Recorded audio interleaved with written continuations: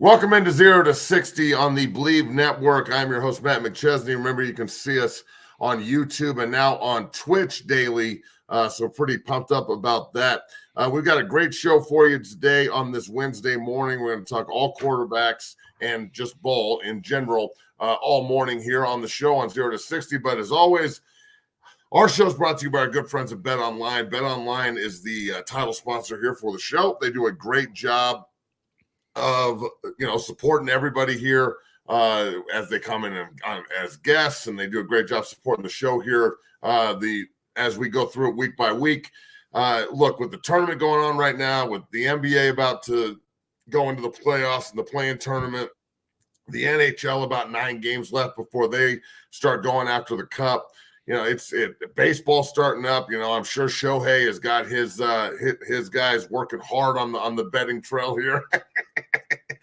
So you can check that out too, Major League Baseball wise. But BetOnline is the premier spot for all of your bets and wagering news. Go check it out. Use the promo code BLEAV. That's BLEAV, and they'll get you hooked up with a 50% retention bonus, and they'll match 50% of what you put in to start. So wager correctly.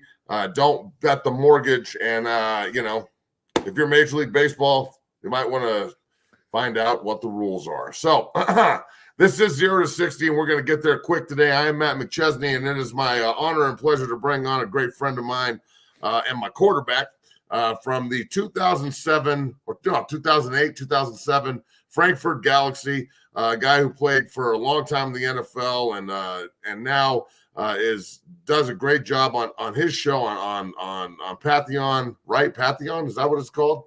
No, that's not what it's called. Patreon, what is it called, bro. JT? Patreon. You need to get on Patreon. It's on You need to get on quarterback Patreon, school. God Jesus. damn it! I'm sorry. You're fucking You gotta- JT O'Sullivan joining us here. You can see him on the quarterback school on Patreon. I probably said it wrong that time. You got too. it. You got it. Hey, all right. And also on YouTube. JT, welcome to the show, brother. How are you today? I like your setup, bro. Have you read all those books? I've read the vast majority of them. Some are gifts that I didn't ask for that kind of probably will never get read. But yeah, no, I went through a reading phase. I still consider myself slightly a reader. But Nice. dude, it's good to see you, man. It's been a hot minute, man. Back in the day, I'm feeling younger already. Yeah, shit, man. We were just talking about how old we all are. JT and I played together in Frankfurt in 2007, the last year before they got rid of the NFL Europe, which is a travesty in my opinion. That shit was so fun. It was the player of the year on offense, and we played in the title game, and it sure was just an eye-opening experience, to say the least. We were just talking about the coaches that we had, bro, and I had a 95-year-old coach named Whitey who was awesome, and he didn't really coach us, but he told a lot of stories. And you had like a 15-year-old coach named Biff. So how is it having a coach that's your own age, and then if his name's Biff, are you automatically like, we're fucked? I mean, I know we talked about it, but like that league for me was really a trampoline for the second part of my career. And so I really have a lot of respect for that time. And it was a blast, not only to play, but to live it. And like everything about it is fun. But man, the coaching over there is tough because you're thrown into this like pretty shitty environment in Tampa for a couple of weeks, and you got to go over there and compete at a high level, and everyone's fighting for their job and their career. And so, yeah, when things don't go their way on foreign soils, sometimes things can get a little crazy and get heated in the locker room and in the meeting room. But we had a good. The other thing that makes it fun is when you have a good team, when you're surrounded with guys that, they might not be top end roster guys in the league, but they are guys that deserve opportunities and got years in the league. You're going to be pretty good, and so we were pretty good, and that makes it a hell of a lot of fun. Yeah, it sure was fun. And I really hope that the NFL figures out how to branch back to Europe more than just a game here or a game there. The Frankfurt fans were nuts, and that sure was a good time. I know that they miss it. There's still the league there, but it's not the same as it was, obviously. But look, neither here nor there. Opportunities come up. The UFL is about to start up. I'd say the talent level in the XFL and the UFL and the old NFL Europe, I don't know how they would all match up. The difference is with NFL Europe is you had established NFL guys playing in it, like they were allocated. They used to send guys to go play to get reps. That's what happened to me. moving from defense to offense. So I remember we always used to. It was my first time ever playing offense in a game. Is when I went to Frankfurt, and I remember just listening to the coaches, and then everyone be like, "Okay, cool," and then just look at you and be like, "Is that what we're doing?" And be like, "Yeah, that's what we're doing." Be like, "Cool, that's what we're doing." And that's why you're on the show today, bro. So JT, great having you on, and I want to talk about a lot of different shit. Obviously, we'll talk football, but look, this quarterback class is deep, and I'm just saying deep by there's a lot of heads. I don't know how much talent is really in it from a perspective of guys who are going to play multi-years in the league and be difference makers. What's your overall thought on this class from top to bottom? Is it really as deep as everybody thinks it is, or is it top heavy with Caleb Williams and Drake May and Jaden Daniels? I mean, the hot take thing to say is probably that there are many guys who will get opportunities to be starters. I don't necessarily think that they're, you never know. Anybody who says that they know has no idea what they're talking about. I think Caleb Williams is almost guaranteed to be a really good player in the league. If there's any place that can mess it up, it might be Chicago. But I think that, he's that talented of a guy, but their history at that position is tough. I'm a big fan of Jaden Daniels. I think he had an unbelievable year, is on that like crazy high trajectory. He might not have the top end fastball talent that some of the other guys have, but he's got a super clean stroke. He's a dynamic, like world-class athlete, runner. And then, after that, I think you can really have a conversation about, who's who in the zoo as far as what the order is. I think Drake May has got some big-time potential. He's super inconsistent on film. J.J. McCarthy, when he gets an opportunity to throw it, looks really good. I think a lot of teams are going to be enamored with his skill set. And then from there, I really like Michael Penix. Bo Nix is another guy whose people are really high on. I probably have him at probably the bottom of that group of players. But I mean, that's a pretty deep list when you think about potentially 4 guys going in the, maybe before 15. That's pretty awesome for the quarterback position. I know not the guys up front might not be fired up about that, but well, look, I know what this is. Everybody knows what it is. The quarterbacks are the commodity. If you don't have one, you can't. You're not winning. I mean, you may win some games. You might be competitive with a guy who can, not fuck up and just manage the game and do a good job in that regard and run the shit out of the ball. And that's really what I'm not going to say fear with JJ McCarthy, but being in Bronco country here and talking about them as much as we do, I'm not going to say we're scared of JJ. There's they spent 5 hours with him, quote unquote, and all this other bullshit. And Sean Payton likes him a lot, and they're going to move up in the draft potentially to get him from 12. And that's going to take a lot of commodity to move up. They're going to have to give up the farm.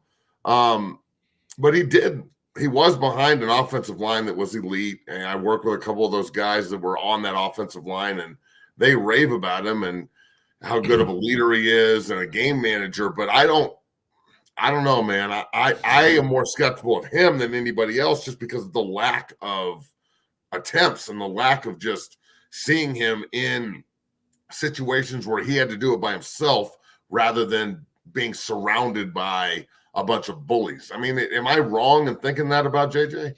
Hell no. But I mean, you could say that about anybody besides, I would say Caleb Williams. And even Caleb Williams, this year his film probably wasn't as great as you would love to see someone kind of continue their improvement.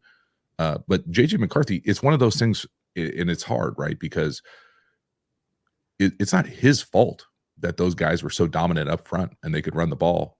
It's his fault that he went to Michigan and he knew that's what they were going to do. Right. But like he still shows flashes of Sunday throws, some anticipation, ripping the ball down the middle of the field. He's a better athlete than people think. Years previously, he ran the ball really well. He's got that element of it. But I mean, would I feel great? I'm not necessarily a super fan of any team, but would I feel great if my team moved from the teens up into the top 10, top 5 to go get what I've seen on film of JJ McCarthy? No, I would not feel great. I mean, that is rolling the dice. It's rolling the dice. Especially in Broncos country where they just gave Russ this $250 million contract when they didn't have to. And then now he's gone and they're still paying it. He's in Pittsburgh. And now you're going to move up and use all your draft capital essentially to just get a quarterback. And look, this draft class is good. Next year's draft class might be as good or better. Carson Beck and Gabriel and my guy, Shedeur Sanders out at CU, Coach Prime's son, who had a great year last year for a team that without him on it, I don't know if they win a game, bro. Let's just be real. So he's your guy. You're all in. I like that.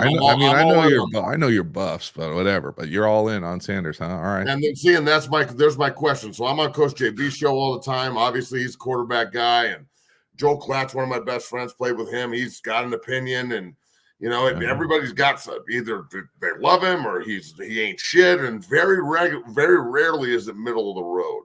And based on what you do, your opinion on quarterbacks is as high, and in my opinion, as you can get.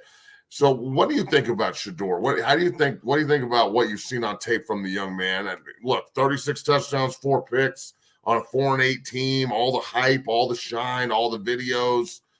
Give me your thoughts on him. I mean, I think there's a lot to like.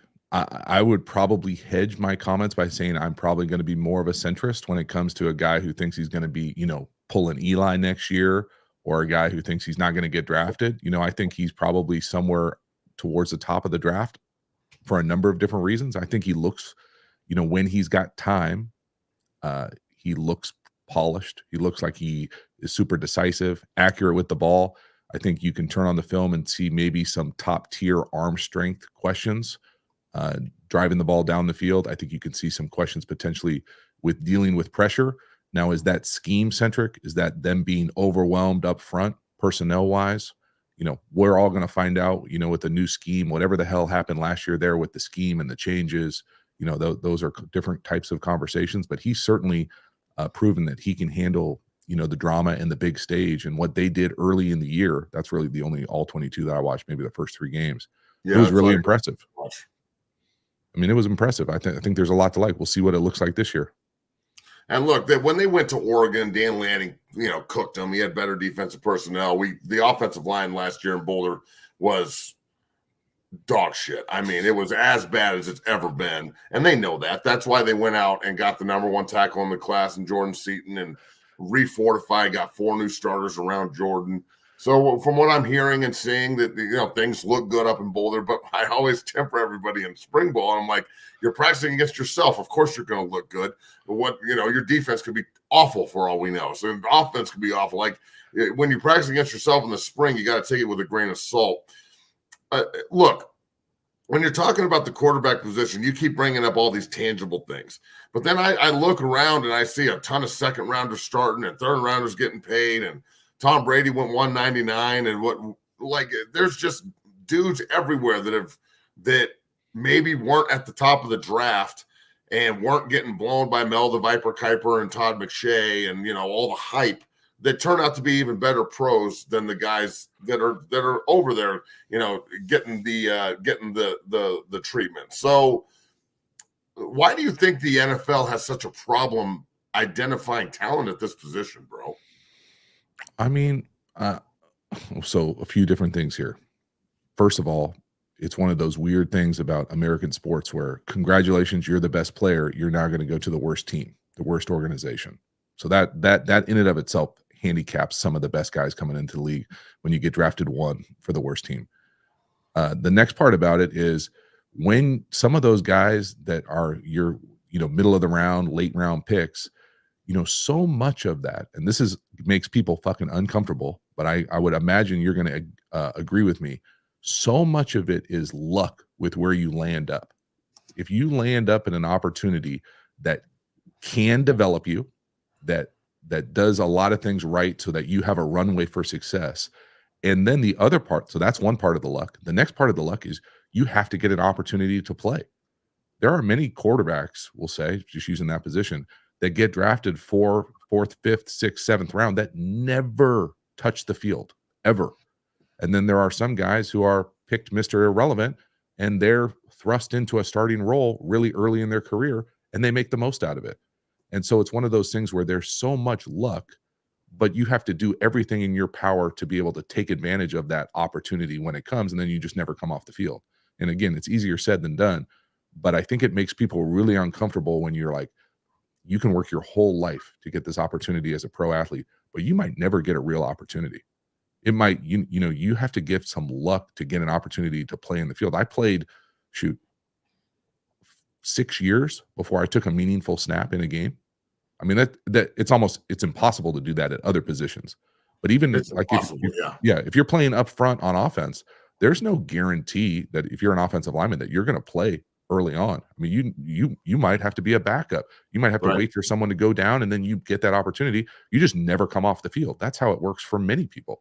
But it's one of those things where that's hard to grasp when you've been the dude your whole life. And now all of a sudden you're grinding at the bottom of the roster, bottom of the depth chart. And how much of it do you think is the difference between the college game and the pro game? I mean, look, when we played, it was different then, but it was still, a lot of the rules were still, consistent. Now it seems like they just banned the hip tackle, the grabbing around the waist and hip tackling, which how are you supposed to tackle anybody from behind if you can't grab them from the waist? That's going to be interesting. But there's a lot of rules catering to the offense these days, and that's fine. I like points. Do you really think it's because of the college game and the NFL game are so different these days? That's the problem with the quarterback position and the carryover? Or is it are guys like me and Coach JB and others being too hard on the position, and it's as good as it's been? Well, there's a lot in there. I will say, what's the clip that Brady did recently? I saw come out. I remember this talking about how you can't, like back in the day, quarterbacks couldn't make certain throws because the safety would rip his head off, and like the quarterback position is really bad right now because they don't have to accommodate for the defense, and the rules have allowed them to like kind of be lazy in how they go into their preparation and how they throw the football, essentially, is what he said. Yes. Yeah. And then like how quarterbacks now are asked or not asked to play at the line of scrimmage. So back in the day, you go up and check and all this shit. Well, so much of offenses now is different. And so I think it's hard for some old heads, myself included, to realize that the game is a little bit different than when we played as far as maybe some certain expectations and details. And it's a lot more basketball-y feel, grass, specifically in the passing game. So you have to be a little looser with your detail, and you can't have quite as much anticipation. And so that part of the game, specifically at the high school and college level, definitely makes it tough for some guys transitioning to the league to all of a sudden be every play has landmarks, depth, timing, footwork. That stuff is non-negotiable in the league for the most part. And so that part can definitely be a hindrance on a guy who's used to going out there and playing fucking recess ball, and doing whatever he wants. First read's not there, I'll run around, make a play. And that doesn't always translate to the league, even though you want that playmaking ability. So for sure, it can be tough. Again, so much of it has to do with where you go, and can your coach, the system, adapt and make your skill set the prominent feature? Because I think so many guys, there's so many fucking egos, and these egos are massive, dog. Unless you've been in the rooms, you don't quite get how big these egos are. That they have to put that on the side and say, okay, hey, this guy just doesn't do this well. Let's scrap this. Even though I love this concept, even though we want to be this, we're going to adapt and do what this guy does really well right now as a first-year guy. And then we can evolve and grow. That takes a lot of self-awareness. And there's not a lot of self-awareness in the league. And so making that kind of the norm is tough for guys. JT O'Sullivan joining us here, a former quarterback with your boy over with Frankfurt Galaxy and multi-years in the NFL veteran at that position, and doing the quarterback school podcast now. You can go check that out. So, okay, Jay, why not adapt in the NFL? Why is it taking the NFL so long to adapt to recess ball? Why can't recess ball work in the National Football League? Well, a few different reasons. One, if you've ever been around a coach, it's very difficult for some of these coaches to let go of power. And the reason that they've got these jobs in the league, besides for who they're related to, is often because there are a system expert, right? Like if you come up in a certain system, it's going to be really hard to be like, oh, we're going to try this different thing all of a sudden just because this guy ran it in college. And so it takes a long time for those things to cycle in and out, and for those people to get fired and retired and move on. And you see some of these younger guys come in and have a little bit of success running stuff that you've seen at lower levels of ball. And so it's a combination of many of those things. I just feel like there is a space where, for me, the quarterback position has become as athletic as ever. If you go down to youth sports now, maybe back in the day when I was growing up, you were growing up, the best player maybe played middle linebacker and running back. Right. Now that guy only plays quarterback. Everybody wants to be the quarterback, and that quarterback is asked to run and create and do more. And so I think the quarterback is in a great spot. I would love, I think you have to have the creative flexibility to be able to take advantage of what that looks like. And you got to have multiple dudes. Like, if you're willing to run the quarterback, specifically at any level of football, but in the league, if you're running the quarterback, like on short yardage goal line, you got to have two dudes. You don't have to have two type A starters, but you got to have somebody who can also do that. You can't have a totally different system backup guy to come in and run what you want to run. And so it's a combination of all those things, and it's tough as hell. Is Josh Allen just the freak of nature that can get away with it without getting hurt yet? Because we've seen Lamar go down and get hurt running the football as much as he does, although he just won another MVP. We saw AR5 this year get drafted, last about 2 weeks before his head got ricocheted off the turf from running too much. You brought it up before I get back to the where comment, because I wanted to talk to you about that. Josh Allen doesn't seem to need two guys. Like, what is he, just a freight train at the quarterback position and he's the enigma? Or like most quarterbacks are sliding, homeboys running people over. He is a unicorn among unicorns. But I would also say that, it's a fine line between, at lower levels of ball, you might run the quarterback all the time from the 20 to the 20. In the league, I think you can be a little bit more strategic. Even at high level college ball, you have to be a little bit more strategic. You're not running, hopefully, your quarterback between the tackles very often. Even Josh Allen's not doing that. He's running short yardage to the perimeter, goal line to the perimeter, scramble. And even that, and some of those guys, you're talking about guys who are the best athlete on the field of an NFL field. You're talking freaks of freaks. And I do think even Lamar, who has, gotten hurt a little bit, you almost never see him hit hard. Like, everything is a glancing jab. Everything is like a slight blow, even if he's not sliding. And those guys have just played their whole life with this ability to just kind of stay alive. Be one of the, if you know this saying where your best ability is your availability. For the quarterback position, you have to be in the next huddle. You don't get to tap, same as O-line. You don't get to come out. There's no personnel substitution. You're in there. So we need you for the next play. And so that mindset, I think, is ingrained in many quarterbacks. And super chats are open here, folks. If you're in the comments and you want to contribute, we'd love for you too. We appreciate everybody being in the comments and contributing. Thanks to everybody on Twitch for watching as well. We appreciate the hell out of you. My man JT O'Sullivan joining us here on the show 0 to 60 on the Believe Network. And I wanted to get your opinion on this. You've said where the quarterback goes twice now since we've been talking. And I want to bring this back to Shedeur Sanders and the whole Eli thing, John Elway. We're going to dictate where he goes. Number one, do you like that? And number two, if you were in that position, wouldn't you do the same for your son? Yeah, I love that. Yes. And the second part, yes. I think the third part that you probably have to ask is he good enough to do that? And, I don't necessarily think anything that we saw last year would guarantee that that's the case. I'm not saying it's impossible or improbable. So do you think they're trying to speak this into reality a little bit? Manifestation. It's one of those things for me where watching the kind of Colorado and Deion prime kind of experience happen in real time from a distance. There's a lot I think that I love about what he has brought to that and to that whole situation, that organization, that community, that everything to college football. Right. The other part of me would be like, man, I don't know if I would ever want to play in that situation either. And that might just me being so soft that that just would never work. But it doesn't mean that it's not right. And it doesn't mean that it's not right for certain people. And so for them, it might be perfect.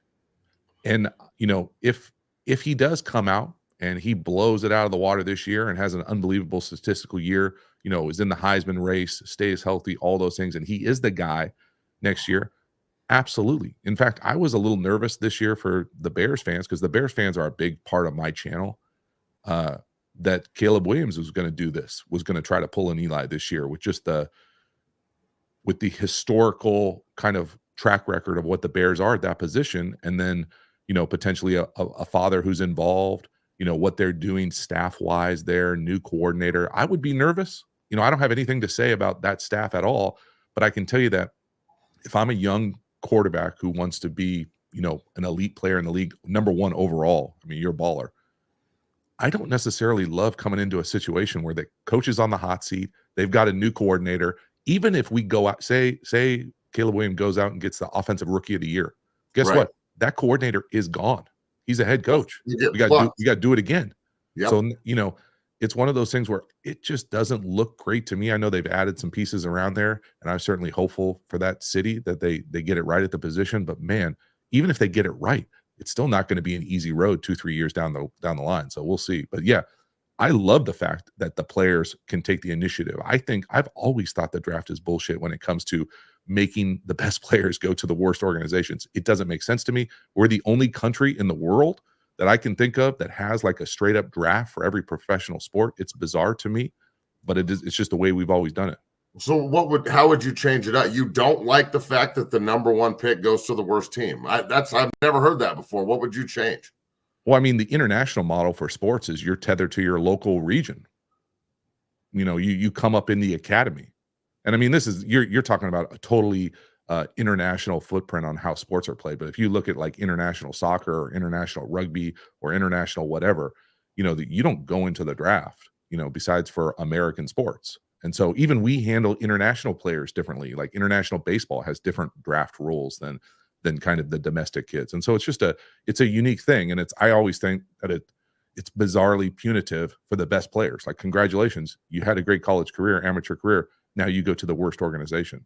And that's why I feel like some of these guys struggle, specifically early on. You got to overcome a bad roster, probably new coaches. There's a lot of things. And historically, franchises that struggle to win consistently is tough as hell. And look, we're talking about the Bears and Caleb Williams here a little bit. And the Bears have never had a 4,000-yard passer in their history, and they're one of the original franchises. I mean, that's insane to me. So, okay, Caleb Williams going to Chicago. I think the kid is an absolute freak on the field. Off the field is what it is. I'm not going to sit here and like try and gauge whether or not he can play off the field. Obviously, what he's doing is working. With a new dome stadium potentially on the horizon there for Chicago, and Caleb Williams walking through the door, they get rid of Justin Fields. Justin Fields goes for a sixth. I mean, he was a first-round draft pick. So he goes for a sixth-round draft pick after putting, I don't know what. I didn't think he was terrible. I mean, shit, a sixth-round pick for Fields. I don't know, man. I just try and explain that whole situation to everybody.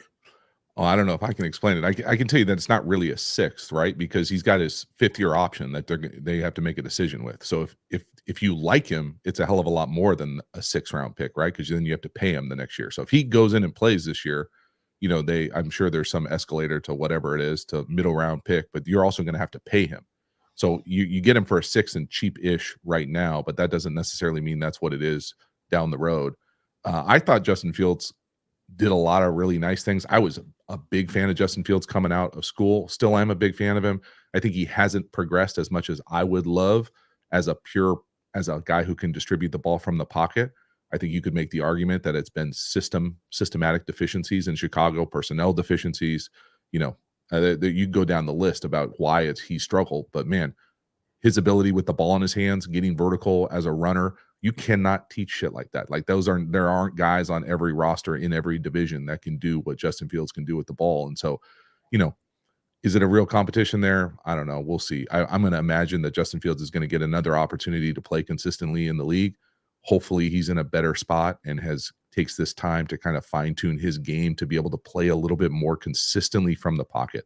And again, when you turn on the film, you don't know, are they not asking him to do these things? Like, are they not asking him to throw on time, on rhythm? Are they telling him, hey, 1 run, 1, 2 run, protect the ball at all costs, protect the ball, don't put it in harm's way. When you turn on his college film, he's got some impressive throws with anticipation deep down the field, running that Ohio State system, and it just didn't translate to the league in Chicago. Okay, so you just raved about Justin Fields, and they traded him after they played him for 2 years, and I thought he was getting better, maybe not at the clip that they wanted him to. Is Caleb Williams really that much better than this cat? I mean, I think the situation that Caleb Williams comes into on a first-year rookie deal makes this a really easy decision with the skill set that Caleb has. I would say if Justin Fields was in this draft, I had Justin Fields ranked, I think, 1 the year he was coming out for my group of quarterbacks, so I really liked him. I don't think I would be able to put Justin Fields over Caleb Williams, so probably a better prospect coming out of school, in my opinion, and you restart the rookie contract. I think the Bears, you almost can't pass on it. Also, if you're a personnel person, if you roll the dice on Justin for another year and it doesn't go well, you're essentially gone. If you draft Caleb Williams, you essentially give yourself a 3-year-ish runway to be able to kind of make that rookie contract work in Chicago. And so it was never a question for me if they were going to keep him or not. Once Carolina kind of bombed into that one spot, it was going to be Caleb Williams for sure. Do you think a couple more questions here for JT O'Sullivan before we get you off the show, brother? And we appreciate your time. Do you think we're going to have a CJ Stroud type quarterback step in this year? And have you ever seen anybody step in before like CJ did last year and just obliterate the National Football League? Yeah, no, in fact, I've never even thought about it. And the way he played right out the gate was so impressive, especially when you consider new coaching staff, new system, a team that I don't think anybody necessarily thought had the capacity on the perimeter to be as dynamic as they were. Now, is that CJ making them better, or are those guys undervalued across the board? Probably somewhere in between. But the Stroud's performance, his consistency, the way he was able to come into the league and play like a polished veteran. I mean, everything he was doing, locked in, unbelievable. And so, no, I don't anticipate that type of stuff. It would be a nice argument to earlier in the show when we were talking about, where's the quarterback position at, If you start to see that as the norm, where guys can come into the league and be kind of start on fire like that, I think it's, a hell of a lot better for the league and for the position. I just think it's unrealistic to think guys are going to walk into that situation. Now, potentially Caleb is in that kind of world because Chicago's not the traditional one-picking organization, right? This is via trade. So they didn't have the worst roster last year. They didn't have the worst record last year. And so potentially you could come in there and see that kind of like early success that might, be untraditional versus the guy who comes in and is an early round pick. I think if you look at teams like Washington and New England, it's going to be a hell of a lot harder for those quarterbacks to go in there and have offensive success. I'm telling you, man, the people in Chicago are doing jumping jacks, hearing that they might actually have a chance here and getting a new stadium and everything, being pretty positive there in Chicago with the Bears. That's pretty cool. JT O'Sullivan, 2 more questions, all right? And we're coming right off the cusp, but I just want honest answers. Uh-oh. Mount Rushmore of quarterbacks. Give me 4. Oh, like personal? Or like your choice, dog. Like your 4 quarterbacks that you would put above everybody else. Oh, okay. I'll give you both. I'll give you like the football version, and then I'll give you like my personal version. I would say football version. You got to put Brady up there. I would say Montana would be up there. From there, I would say this is recency bias, but I would say Manning and Elway for me, probably. Ooh, I like it. Personal, like guys I watched growing up that had the biggest impact on me would be Steve Young, Rich Gannon. Nice. Rich Gannon, I like it. Probably far before I met him. One of those things. And that's not like a dick shot. Like that's just like he's not my type of dude per se. Like I'm, me, man. I'm a California, like West Coast soft kid. Like I'm not doing some of that stuff, bro. I'm not doing some of that stuff. Who's the other guy? Probably. And then the other guys that had like the biggest impact on my playing career were dudes like Jake Delhomme and Brad Johnson, just as like pros that like I learned a lot from, and I could take from their game and overlay it into my career and like how I tried to play. Like Shifty out there, always getting the dirty yards, fucking cannon, but got some feet at the same time. I did this. You got to overcome some guys up front. Maybe a little slip through some B gaps every once in a while. And you got to like make somebody miss. Missed the fucking the adjustment call. Thought we were going left. Run, Sully, run! No, You were killer, bro. My thing, and I don't know if I appreciated it at the time, but looking back now on the guys that I really enjoyed playing with up front, a lot of guys were transition guys from defense to offense. There is an element of like nasty, I feel like, that the D-line guys who, for whatever reason, didn't work on the defensive line come over to the offensive side and bring that kind of dark side vibe that you really need. That's hard for some offensive guys if you've only been big your whole life and no one's ever told you, hey, you can go out there and wreck shop on some of these cats. They have to kind of see that. And I feel like it is a natural transition for guys to play defense to come over and bring that kind of nasty vibe that I always loved having up front. Like, you got to have some dudes who are enforcers up front. And that was something that I appreciated with you. Yeah, man. I always say that I don't like really born offensive linemen. Like, if you've only played O-line, you better be a 6'9" Lane Johnson, but he was a quarterback. See? But if you're a born offensive lineman and that's all you've ever played, you're probably a big, fat, nasty fuck. But if you're not, then you probably got some dog in you. So I'm glad you brought that up. My man Eric Weddle watching the show says what's up and says give you a shout out. So he's killing it. He's killing it. Yeah, he is, man. Weddle's beard is fucking everywhere these days. Sully, brother, I appreciate you so much. Everybody go check out the Quarterback School podcast and do everything that JT's doing big things out there. We appreciate you, Sully. Thank you so much for coming on the show, and have yourself a wonderful, wonderful Wednesday, brother. Man, I appreciate it, man. Good times catching up. All the best, homie. Later. JT O'Sullivan, big shout out to him. Remember, super chats are up. I'll take about 10 minutes here of the show to answer any questions that you guys might have in the comments here. We really appreciate everybody. Yeah, we love the podcast too. Thank you, brother. Thank you very much. Let's see here. We got a Mount Rushmore, Young, Brady, Vic, and Mahomes. Vic, I dig it. I mean, bro, I've never seen anybody faster on a football field than Michael Vick. And in Madden 04, dog, if you want a cheat code, go to Madden 04 and use Michael Vick. Unfucking stoppable. You'll win the Super Bowl every time. Put it on all Madden, don't matter. Ain't nobody catching that dude. But yeah, I mean, Steve Young's one of my favorite players of all time at the position, a lefty that kind of normalized the ugly throwing motion and, was the number one rated passer in NFL history for a long, long time. Obviously the GOAT. And Mahomes, I dig that. But, Sully came out and said, and put up there, let's see, he said, Manning, Elway, Montana, and Brady. That's a good fucking list. I can get with that list. So I can absolutely get with that. So we really appreciate you, Sully. Quarterback School. Everybody go follow him on the Quarterback School right here. Take care of yourself, my man. Sure was fun in Europe playing behind that or playing in front of that dude. He was a hell of a quarterback for us and helped us get to the title game. And we just couldn't outscore anybody when we got to the title game. But, it was what it was. Hell of a year when we were out there in Frankfurt. So if there's no more questions here we go.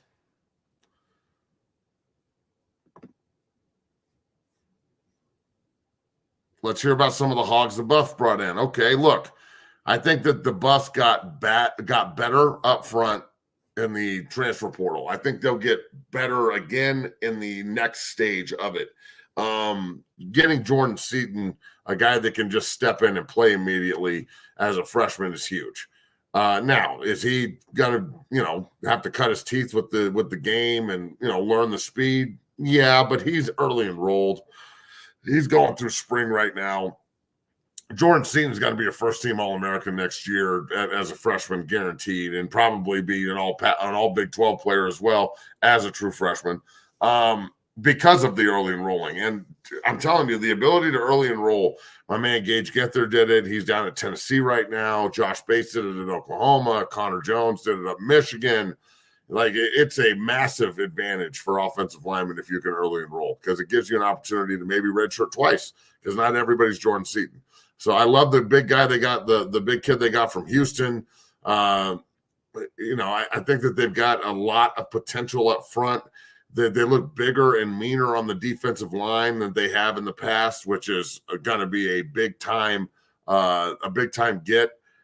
They've got to figure out how to stop people from running the ball down their throat. Last year, just watching teams assault us, especially the Arizona game, sitting there and watching Arizona just pipe us. But we're better at everywhere on the field, but they are just piping us in the run game, and we couldn't stop them. That's why we lost. That was hard to watch. And remember, CU lost 6 games by 1 score last year. So you learn a lot when you lose like that. You're either learning or losing, and I truly believe that they're learning. Let's see. Are you working with the new offensive line coach? Yeah, Lode Holt and I talk all the time. We were on the phone yesterday. I'm actually taking a big group of all the Dungeon family guys. So, if you're out there and you're looking for help from recruiting or development, it's what we do at 6-0. Get your ass down to the facility. We were in there this morning at 5 a.m. grinding. You can see all of that on Twitch as well. We put all of our sessions up. So we were in there doing one-on-ones and grinding hard this morning. On the 6th of April, we're going to take a huge group up to the University of Colorado to visit and do recruiting and all that kind of stuff. So there'll be a ton of the offensive and defensive linemen from the state that I work with involved in that. So Lode Holt and I talk all the time. He loves the body bag. They see you about 5 of them. They use the shit out of them up there. So that's pretty cool. Check that out at 60equipment.com. But it's pretty cool to have that kind of relationship with Lode Holt. It's his first job up there, and I'll do anything I can to support the guy. So, yeah, look, man, great show today. Remember, Super Chats are up. We really appreciate anybody and everybody that contributes there. Thank you very much for all that you do. A lot of eyes on the show this morning. We'll be posting it on Spotify and YouTube also.